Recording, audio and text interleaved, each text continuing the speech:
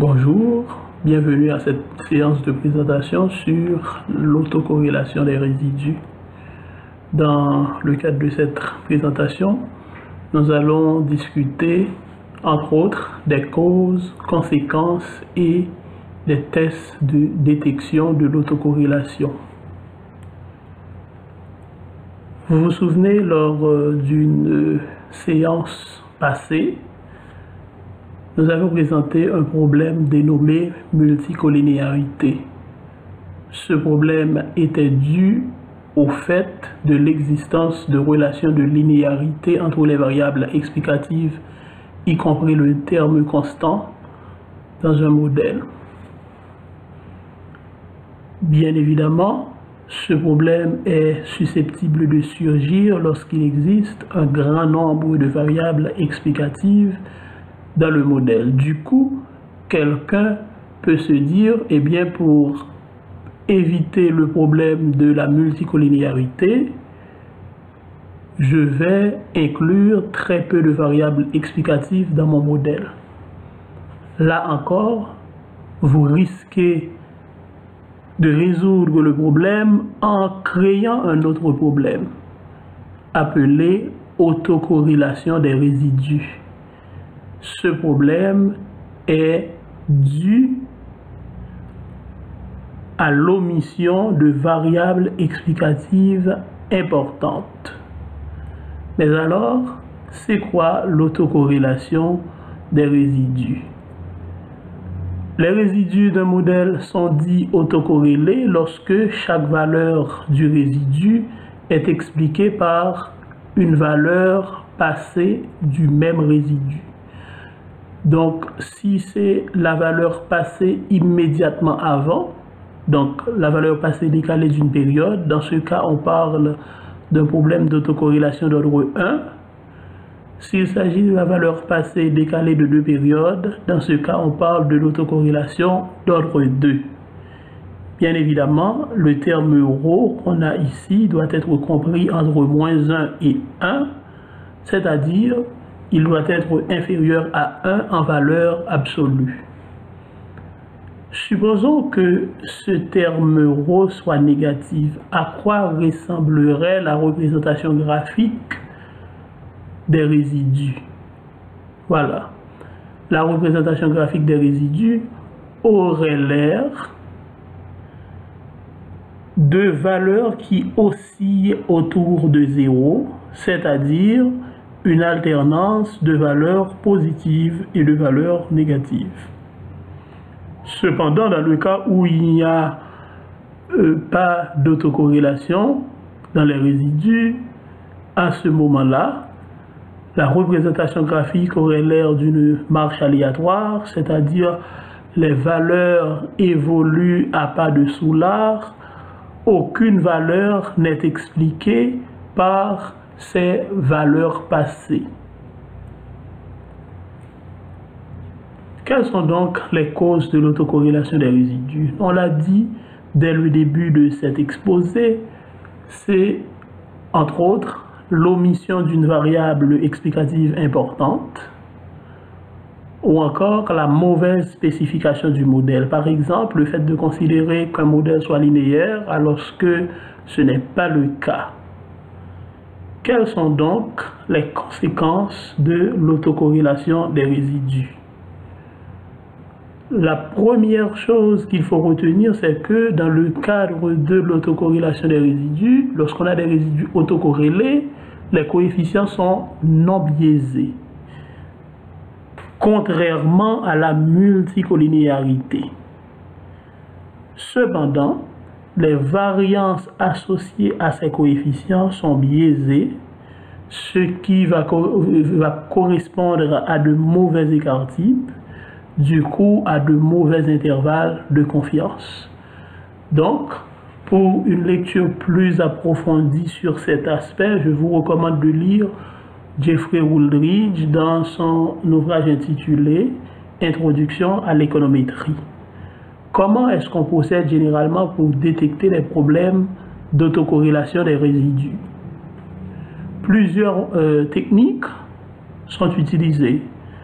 Le test de Durbin-Watson, le test de Portemanteau ou Back-Spears, John Back-Spears test, le test de Bosch-Godfrey. Sur eViews, vous allez voir Bosch-Godfrey Serial Correlation LM Test. Et on doit reconnaître aussi l'apport significatif de l'analyse visuelle de la représentation graphique des résidus, comme on l'a vu dès le départ, par exemple, en visualisant les résidus. Si le graphique a l'air de valeurs qui oscillent autour de 0, à ce moment-là, on saura qu'on sera en présence de résidus négativement autocorrélés. Maintenant, voyons, avant même d'entrer dans les détails des différents tests utilisés pour détecter l'autocorrélation dans les résidus, voyons quelques outils statistiques généralement utilisés, particulièrement au niveau du test de Portemanteau. Ces outils statistiques sont l'autocovariance, l'autocorrélation et l'autocorrélogramme. L'autocovariance, c'est quoi? C'est la variance calculée entre deux séries où l'une est la valeur passée de l'autre série, c'est-à-dire l'autre série décalée de quelques observations. Si c'est décalé d'une période, à ce moment-là, on est dans le cas de l'autocovariance d'ordre 1. Si c'est la covariance entre deux séries où l'une représente l'autre série décalée de deux périodes, à ce moment-là, on est dans le cas de l'autocovariance d'ordre 2. On conclura, si c'est décalé de K périodes, on est dans le cas de l'autocovariance d'ordre K. Remarque, si K est égal à 0, qu'est-ce qui va se passer? On aura la covariance d'une série par rapport à elle-même. Du coup, on sera en présence de la variance. Maintenant, passons au deuxième outil utilisé qui est l'autocorrélation. L'autocorrélation, c'est quoi? C'est le rapport entre l'autocovariance et la variance. Le rapport entre l'autocovariance d'ordre 1 et l'autocovariance d'ordre 0, c'est-à-dire la variance, correspond à l'autocorrélation d'ordre 1.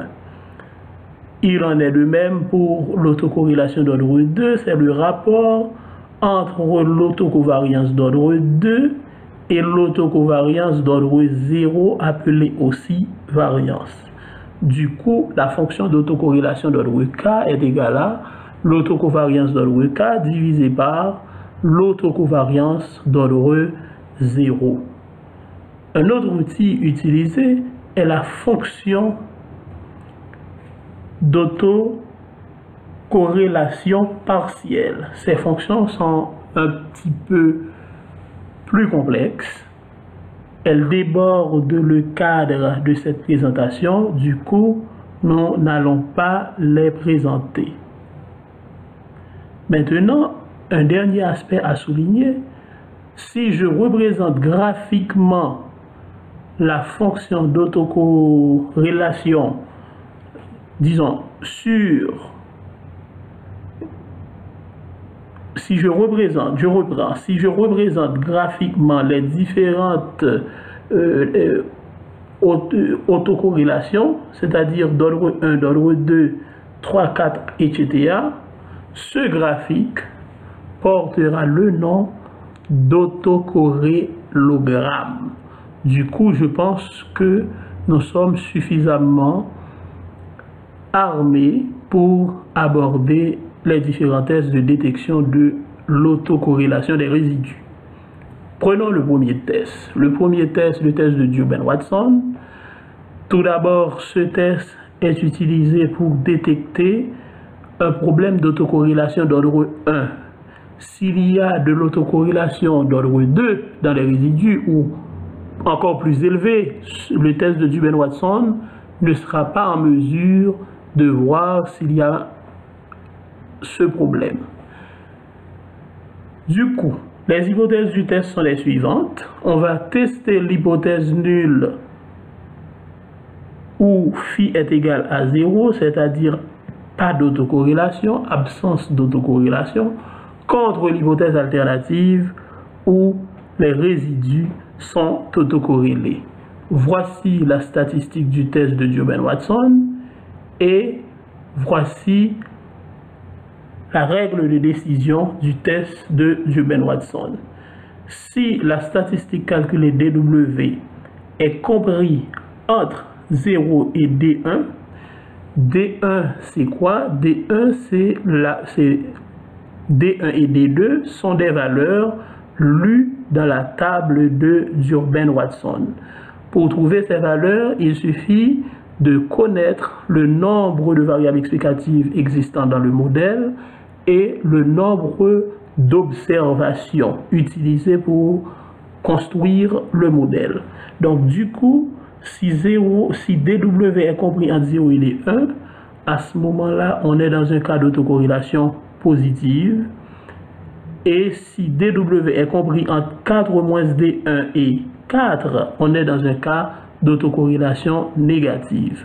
Remarque, plus la statistique calculée DW est proche de 0, plus on est plus susceptible d'être dans un cas d'autocorrélation positive. Et plus la statistique de W est proche du chiffre 4, plus on est susceptible d'avoir une situation d'autocorrélation négative.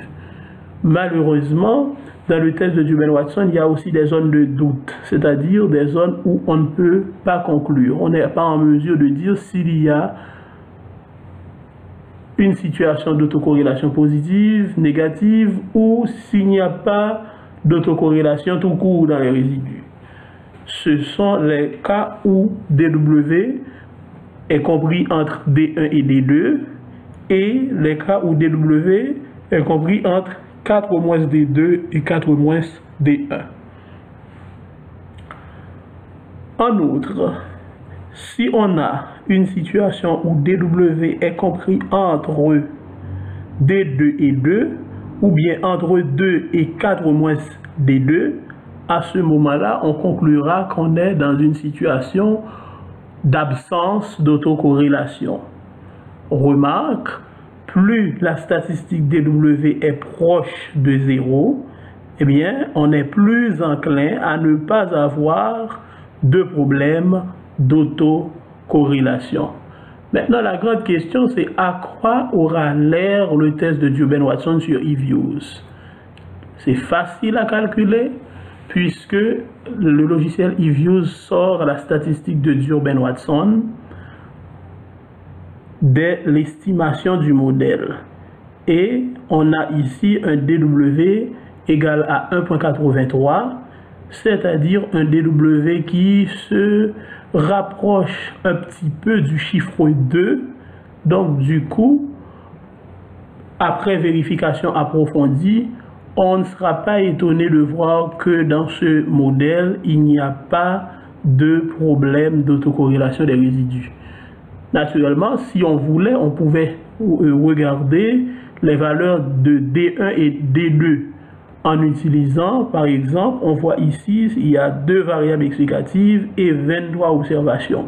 C'est facile de trouver ces valeurs, à savoir D1 et D2, en utilisant une table de Duben-Watson. Donc, ce que nous n'allons pas faire dans le cadre de cette présentation. Passons maintenant aux tests de porte-manteau. Le test de porte-manteau peut être utilisé pour détecter des problèmes d'autocorrélation dont l'ordre est égal à 1 ou plus grand que 1, contrairement au test de Duben-Watson. La statistique du test de porte-manteau est la suivante, telle que vous voyez affichée à l'écran.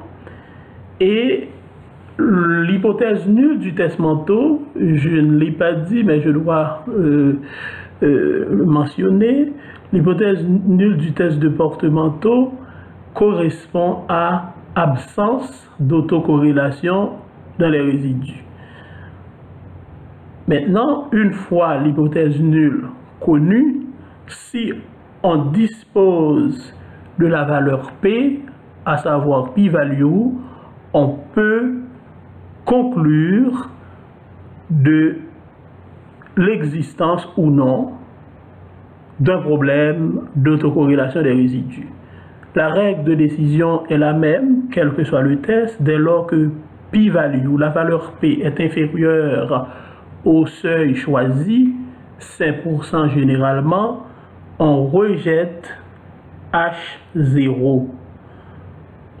Rejeter H0 veut dire quoi?